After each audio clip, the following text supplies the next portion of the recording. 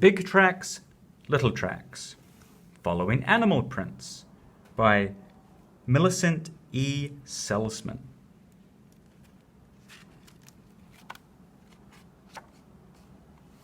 What happened, a detective says. Who was here? Where did he go? A detective has many ways to find out. One way is to look for the marks someone or something has made. Fingerprints, footprints, the tracks made by bike tires. Sometimes a detective finds a hair, a button, a piece of torn clothing. All these things are clues. They help a detective answer these questions. What happened? Who was here? Where did he go?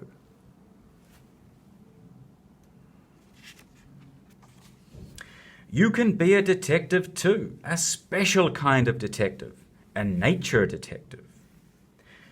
Nature detectives find tracks and clues that answer these questions. What animal walked here?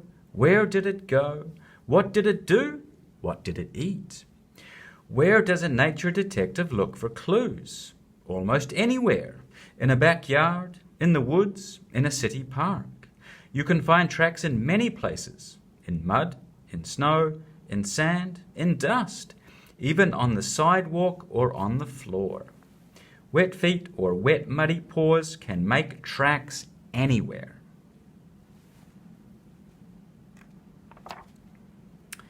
Here is a problem for a nature detective. Here is a cat. Here is a dog. Here is a dish for the cat. Here is a dish for the dog. The cat's dish had milk in it. The dog's dish had meat in it. Who drank the milk? Who ate the meat? Look at the tracks and see. Look at the tracks that go to the cat's dish. They were made by an animal that walks on 4 feet, and you can see claw marks in front of the toe marks. A cat has 4 feet and sharp claws, but so does a dog. Who went to the cat's dish? We still don't know. Let's look for more clues. Now look at the other tracks, the tracks that go to the dog's dish. Did you ever watch a cat walk? A cat walks on 4 feet, but the tracks of its hind feet fall exactly on the tracks of its front feet. So his footprints are one behind the other in one line. They look like the footprints of an animal with only 2 feet. A cat pulls his claws in when he walks, so he does not leave claw marks. Now, do you know who drank the milk? The dog. Now do you know who ate the dog food? The cat. The footprints of a fox are in a single line, like a cat's footprints, but they have claw marks like a dog's. What kind of footprint does a rabbit make? You can see that a rabbit has little front paws and big hind feet. The little front paws will make little paw prints. The big hind feet will make big tracks. Now here is another problem for a nature detective. Who went lickety-split across the snow? A rabbit, of course. But which way did he go? Did he go to the tree? Or did he go away from the tree? It looks as if he went toward the tree, doesn't it? You can see the marks of the front paws ahead of the big hind feet. But do you know how a rabbit jumps? Look at that. When a rabbit jumps, he puts his big hind feet ahead of his front paws. What happened here on a snowy day?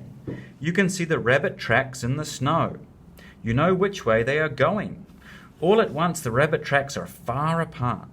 This means the rabbit began to take big jumps. He was in a hurry. Why? Did you see those tracks coming out of the woods? Those footprints have claw marks like a dog's, but they are in a single line like the tracks of a cat. Who could have made those tracks? There is only one answer.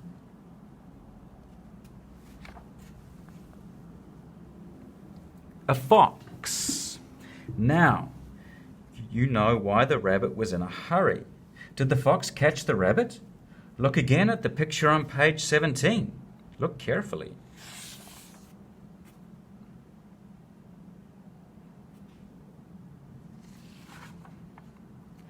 There are big hoof prints in the mud near the river, and there are little hoof prints too. Who was here? It was a mother deer and her baby fawn. They came to the river for a drink. Somebody sat down on the muddy bank of the river. Who? This is the mark of a round, fat belly. These back footprints were made by webbed feet. And somebody made the track that goes right into the water. A bullfrog came out of the river. He sat on the muddy bank to rest. And only a snake leaves a track like that. A snake came down to the river, then he slithered into the water. Here are more tracks in the mud near the river, and there is a little pile of empty shells too. They are crayfish shells. The tracks look something like the hands and feet of a baby, but look at those long claws. A raccoon made those tracks. Raccoons like to catch crayfish and eat them. So now you know what happened. A raccoon had a dinner here last night. He found crayfish in the river, he ate the crayfish, and he left the shells in a little pile. A nature detective can find many clues on a sandy beach.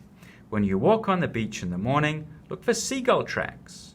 They can tell you which way the wind is blowing when the gulls were there.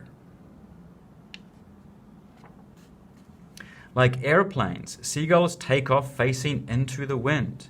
First, the gulls must run along the sand to get up speed for takeoff. As they run, their toes dig deeper into the sand. Here, all the gull toe tracks are in a line facing east. So you know that the wind came from the east. Tracks are good clues for a nature detective. But there are other clues too.